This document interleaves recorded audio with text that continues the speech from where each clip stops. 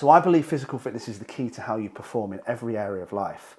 In your career, in your business, as a parent, in your relationship, even sexually, intimately, in the bedroom. You know, I would put forward that you're not going to have a great intimate relationship if your physical fitness is that bad that you have no confidence, or you can't even lift your own body weight up or bounce up and down for more than 2 minutes without getting tired and getting out of breath. And I mean that seriously.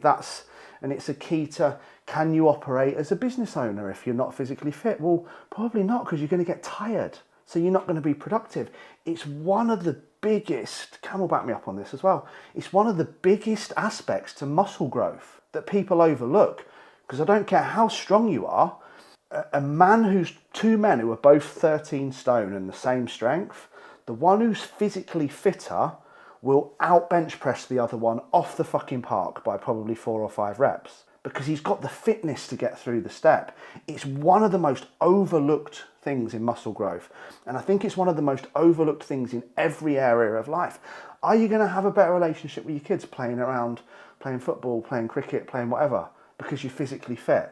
Of course you are. Like, everything good in life, I believe, when I did this training, which I've not even started yet, comes from physical fitness. Cam, I'm only joking, you will get home before like midnight tonight.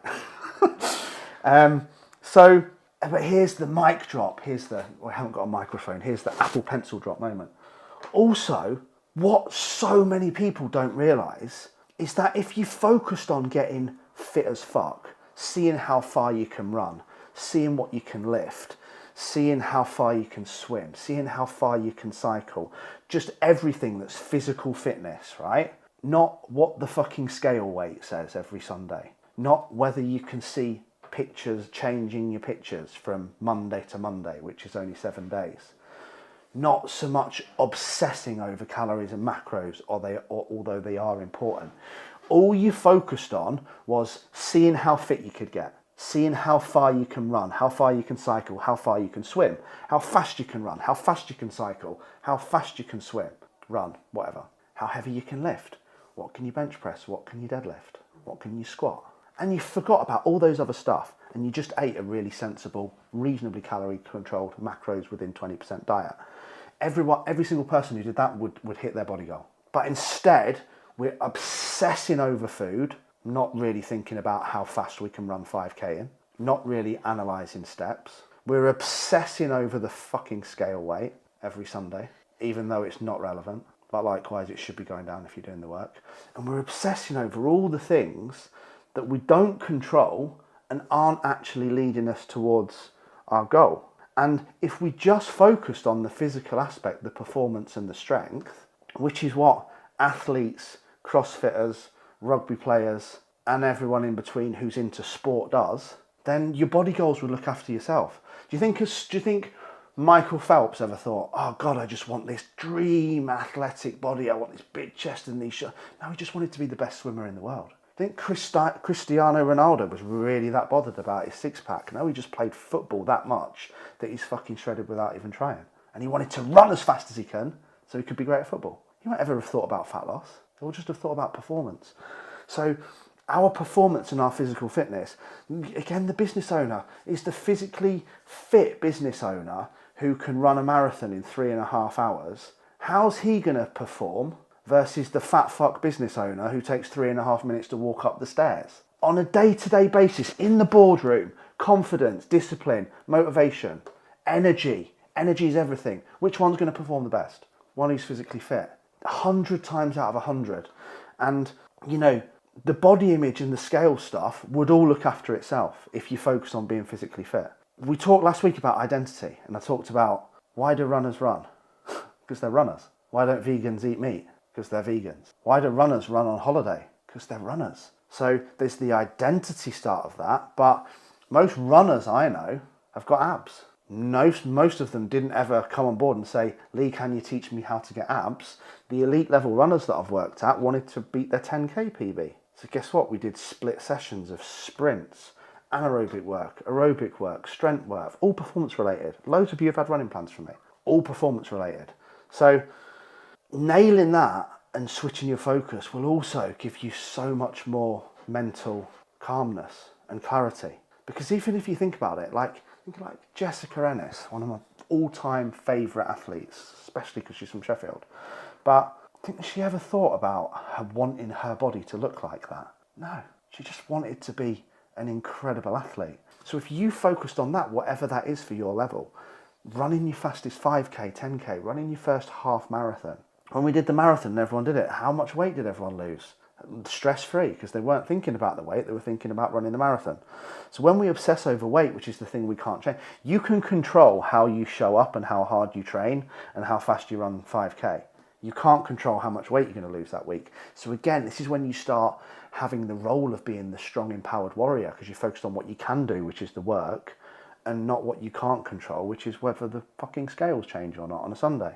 So start to employ that in your life this week. Start to think of, this is what I do as well, and this is again why it's not all about me, but my story is the only one that I have to tell things through. So again, like similar to going on a pitch and playing 40 minutes of rugby, like when I'm training my chest, that's how I see it. Like, you don't play rugby and stop and talk to 7 other people in the gym and scroll your fucking phone between between tackles and scrums and line-outs. So I'll finish that line-out, or I'll just check Instagram quickly. Oh, no, now I'll do a run down the wing. Oh, I'll just check. I'm joking. But, you know, go in with that intensity.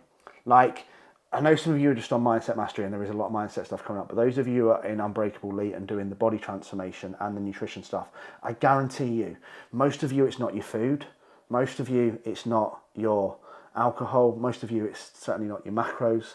It's the fact you're not training hard enough. You're not training hard enough and you're not training consistently. And the reason why I know this is because I only need to go in, like, fuck me, I went into the gym this morning and I've never seen such a fucking sorry ass show of people that had made it to the gym but were fucking walking on treadmills, scrolling their phones, working their way around the weights machines, doing 3 sets of 12 when they probably could have done sets of 50 on that weight if they'd have really tried.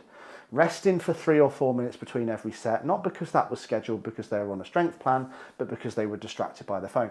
Every single fucking person, I looked at this specifically, every single fucking person in the gym this morning, lots of swearing today, was checking their phone between sets. How can you be focused? Well, you're on this week's podcast as well. How can you be focused on your training session if you're looking at your phone every fucking 2 minutes? In this week's podcast 6, I'll talk about mind-muscle connection and how we need to be connecting all the neurons from the brain. There's over 80 billion neurons, by the way, signaling to the muscle part to contract, to activate, to isolate. Remember, we're training muscles, not lifting weights. It can't be doing that if you're scattering it. Between every set, you focus on your chest for a minute, and then the next minute you focused on Instagram for 2 minutes. You're back to being a human pinball of thoughts. So focus on your session. Go in and treat it like it's an hour of sport. Leave your phone in the dressing room.